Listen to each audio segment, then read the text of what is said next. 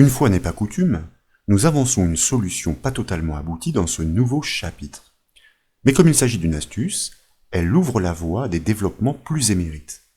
À l'occasion du volet précédent, nous avons découvert le gestionnaire OnTime de l'objet VBA Application.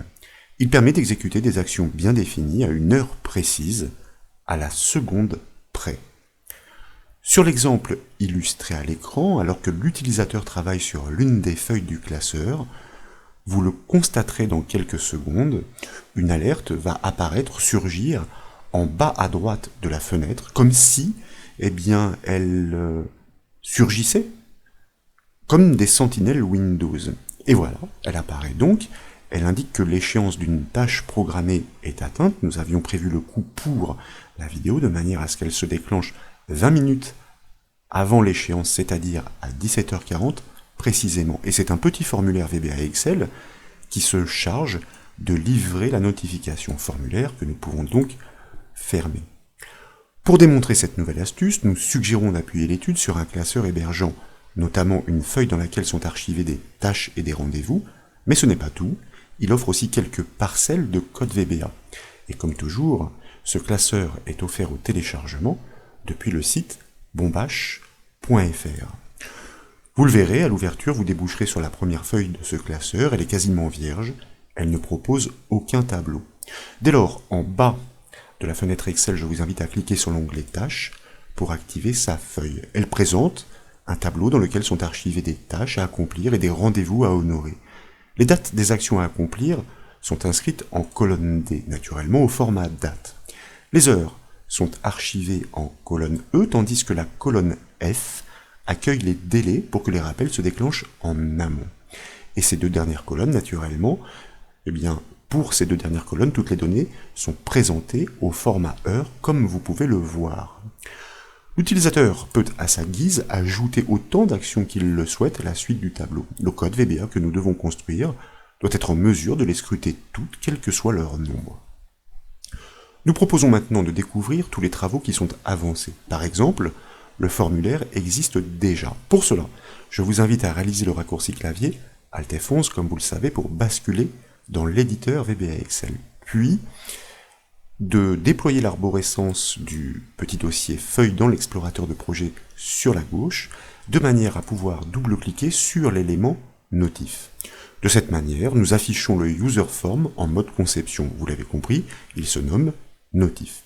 Il est notamment doté de deux étiquettes, c'est-à-dire des contrôles labels que l'on peut apercevoir ici en cliquant sur les parties supérieures du formulaire. Elles sont respectivement nommées titre pour la première et descript pour la seconde, comme le renseigne la fenêtre de propriété. Elles sont destinées à afficher le détail des informations de la tâche ou du rendez-vous dont l'échéance est atteinte. Je vous propose maintenant de double-cliquer sur un emplacement vide de ce formulaire. De cette manière, nous basculons dans la feuille de code VBA qui lui est associée et nous découvrons deux procédures de code. La toute première est attachée à l'unique bouton et grâce à la méthode hide, elle se contente de fermer le formulaire sur ordre de l'utilisateur. La seconde se déclenche au chargement du formulaire. Elle exploite les propriétés top et left du formulaire, tout simplement pour le positionner discrètement en bas à droite de la fenêtre. Pour que ces alertes puissent se lancer quotidiennement en respectant les dates et les heures qui sont inscrites dans la seconde feuille, un code VBA doit automatiquement se déclencher à l'ouverture du classeur. Et c'est déjà le cas. Pour le constater, dans l'explorateur de projet sur la gauche, cette fois, je vous invite à double-cliquer sur l'élément This Workbook. Nous découvrons ainsi la présence d'une procédure événementielle attachée à l'ouverture du classeur Workbook Open. Elle se contente simplement d'appeler la procédure récolter. Cette procédure existe déjà, mais elle est vierge de code pour l'instant. Nous la découvrirons en consultant le module associé à ce classeur. Ce n'est pas tout. Après l'ouverture du classeur, rien n'empêche l'utilisateur de modifier des rendez-vous ou d'en créer de nouveaux comme nous l'avons dit. En conséquence, les gestionnaires d'événements doivent être reconstruits pour s'actualiser. C'est la raison pour laquelle un code VBA se déclenche déjà dès lors que la moindre modification est observée dans la seconde feuille de ce classeur. Encore une fois, pour le constater dans l'explorateur de projet, sur la gauche, cette fois, je vous invite à double-cliquer sur l'élément Feuille 2, Tâches. Nous découvrons ainsi la procédure événementielle qui lance à son tour l'appel de la fameuse procédure récoltée à implémenter. Son rôle va consister à parcourir tous les éléments de la seconde feuille et à analyser chaque date. Dès lors qu'une date coïncide avec la date du jour, elle devra programmer les gestionnaires d'événements capables de déclencher les alertes contextuelles aux échéances attendues. Il est donc maintenant temps de découvrir ce que renferme le module de ce projet. Donc, dans l'explorateur de projet, tout d'abord, nous déployons l'arborescence du dossier module pour pouvoir ensuite double-cliquer sur l'élément module 1. Nous affichons ainsi la feuille de code qui lui est associée au centre de l'écran et elle est composée de deux procédures. La première, nous le savons, récolter, nous devons la construire complètement. C'est elle qui doit analyser toutes les tâches et construire les gestionnaires d'événements. La seconde, alerter, doit être appelée par la première. Elle se contente d'afficher le formulaire en l'enrichissant des informations, des rendez-vous à afficher à échéance précise, comme ici avec le titre, et puis le descriptif qui, en l'occurrence, est un assemblage de l'heure du rendez-vous avec le message de cette tâche. Pour débuter le code, des variables sont premièrement nécessaires. Elles doivent notamment servir à parcourir les cellules du tableau des tâches et à prélever les informations des événements à programmer. Donc, dans les bornes de la procédure récoltée, je vous propose d'ajouter quelques déclarations de variables avec notamment une variable objet feuille que nous allons typer comme un objet de type worksheet. De cette manière, nous allons pouvoir pointer directement sur les cellules de la feuille 2 que nous allons désigner avec cet objet. Ensuite, je vous propose de déclarer une variable que nous nommons explicitement ligne et que je vous propose de typer comme un entier court, c'est-à-dire comme un byte. Cette variable va nous permettre de parcourir tour à tour les lignes du tableau dans lesquelles il y a ces tâches et rendez-vous à analyser, dans une boucle donc et par incrémentation. Ensuite, je vous propose de déclarer une variable que nous nommons la date, que nous typons comme une variable de type date, c'est un format particulier. Elle doit prélever l'information sur la date du jour pour pouvoir la comparer avec celle du tableau, de manière à savoir quels sont les gestionnaires d'événements à générer pour la journée. Ensuite, je vous propose et enfin d'ailleurs, de déclarer une variable que nous nommons l'heure et que nous typons elle aussi comme une variable de type date. Elle devra calculer la différence entre l'heure d'échéance, l'heure du rendez-vous, et moins le rappel, c'est-à-dire pour pouvoir obtenir effectivement l'échéance qui permet de déclencher l'ouverture du formulaire par le biais de ce gestionnaire d'événements que nous allons construire. Dans l'enchaînement, certaines de ces variables doivent être initialisées avant de débuter l'analyse. C'est la raison pour laquelle nous allons ajouter quelques affectations après ces déclarations, en commençant par la variable date. Nous l'avons dit, elle doit prélever l'information sur la date du jour renvoyée par la fonction VBA, date. C'est aussi simple que cela. Ensuite, nous devons initialiser notre objet feuille. Comme il s'agit d'un objet, nous exploitons notre mot-clé set. Et là, nous allons faire pointer notre objet feuille sur la feuille qui se nomme tâche grâce à l'objet ou collection worksheets qui désigne les feuilles au sens large, mais lorsque nous lui passons le nom de l'une d'entre elles en paramètre, comme ici, il s'agit bien de son nom, constatez-le, eh bien elle est ciblée précisément. Puis nous allons initialiser notre variable ligne sur la quatrième ligne, tout simplement parce que le premier rendez-vous à analyser commence à partir de la ligne 4. Il est maintenant question de scruter chacun des rendez-vous, et pour cela, en partant de cette quatrième ligne, nous devons engager une boucle de lecture capable de poursuivre son analyse tant qu'aucune ligne vide n'est détectée. Et une boucle qui permet de poursuivre son analyse tant qu'un critère est vrai est une boucle while que nous engageons donc ici. Et là, effectivement, nous allons poser directement un critère en pointant sur une cellule de la quatrième ligne de notre feuille qui se nomme tâche, reconnue par notre variable objet feuille désormais. Comme vous le savez, c'est l'objet enfant cells qui permet de désigner une cellule de cette feuille sur une ligne qui est variable en partant de la ligne 4, et nous allons nous baser sur la deuxième colonne de cette feuille qui est en fait la première colonne du tableau, donc la colonne B, pour savoir si son contenu, propriété value, est bien différent de guillemets. Si ce contenu n'est pas vide, eh bien nous savons qu'il y a un rendez-vous à traiter, donc nous poursuivons l'analyse et nous passons à la ligne suivante. Et pour cela, bien sûr, il ne faut pas oublier avant d'incrémenter notre variable ligne. Mais entre-temps, bien sûr, nous avons des traitements à réaliser. Désormais donc, eh bien alors là vous voyez, c'est parce que j'avais fait quelques essais et manipulations qui font que, eh bien, il y a des gestionnaires qui sont encore en cours et se déclenchent, car pour monter la formation, j'ai fait beaucoup de tests. Donc il n'est pas improbable que d'autres reviennent.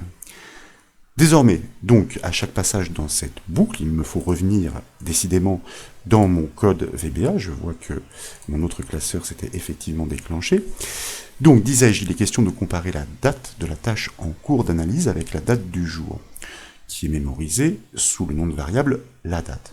Si elles coïncident, nous saurons qu'un événement dédié doit être créé pour déclencher une alerte à échéance. Donc, dans la boucle ici, nous allons ajouter une instruction conditionnelle pour pouvoir réaliser ce test sur la comparaison des dates. Toujours d'ailleurs, voyez-vous, par rapport à la cellule en cours d'analyse, donc je vais me permettre de prélever le bout de syntaxe existant. Donc pour la ligne en cours, par contre, la date, elle, est inscrite en colonne 4. Pour en avoir le cœur net, il vous suffit effectivement de basculer sur la feuille, c'est bien la colonne D, donc la colonne 4. La question est de savoir si cette date est la même que la date du jour mémorisée dans la variable la date. À ce moment-là, effectivement, nous pouvons entreprendre un traitement qui va consister à générer, à créer ces événements. Toutes les tâches pour lesquelles la date ne correspond pas sont ainsi ignorées grâce à cette instruction conditionnelle, et la boucle va analyser la tâche suivante. Et c'est ici que l'étape cruciale du développement intervient en faisant appel au gestionnaire OnTime de l'objet VBA Application. Il doit programmer le déclenchement des alertes aux échéances précises. Et pour cela, il est question tout d'abord de calculer l'heure en tenant compte du rappel fourni en dernière colonne du tableau des tâches. Donc, nous replaçons dans les bornes de l'instruction conditionnelle, et tout d'abord, effectivement, nous allons calculer l'heure précise de l'échéance à stocker dans la variable l'heure. En allant prélever l'information donc sur l'heure du rendez-vous de la tâche, qui est cette fois-ci en colonne 5, pour lui retrancher le petit matelas qui est indiqué par le délai et qui est inscrit donc sur la ligne en cours d'analyse par la boucle, mais cette fois-ci en colonne 6. Et là, donc, nous pouvons effectivement créer notre gestionnaire d'événements grâce, nous l'avons dit, à notre gestionnaire, tout simplement, qui se nomme OnTime, qui requiert plusieurs paramètres. Le premier est l'heure d'échéance, c'est-à-dire l'heure à partir de laquelle l'événement que nous devons encore lui indiquer doit se déclencher à l'heure précise que nous venons de calculer. Et là, par contre, nous entrons dans une syntaxe qui est toute particulière, où nous devons indiquer quelles sont les actions à enclencher. Et en l'occurrence, il s'agit des actions de la procédure alertée, mais qui requièrent des arguments. Et donc, cet appel doit se faire entre cotes, donc nous ajoutons une simple cote, mais comme nous allons assembler différents éléments dynamiquement qui sont textuels et qui doivent eux aussi être encadrés de cotes, et que les simples et doubles cotes sont déjà utilisés, c'est très particulier en VBA, il faut être très rigoureux. Ici, voyez-vous, nous allons inscrire 3 doubles cotes. Il y a une double cote qui est encapsulée entre 2 autres doubles cotes, de manière à ce que la suite de notre concaténation fasse appel au premier élément à passer, qui est le titre de l'événement, qui sera bien encadré par une double cote, et puis une autre double cote que nous allons ajouter par la suite. Ici donc il s'agit du titre de pour la ligne en cours de la deuxième colonne, et comme nous l'annoncions, donc là nous allons ajouter de nouveau 3 doubles cotes pour pouvoir ensuite, avec une virgule, passer dans l'argument suivant.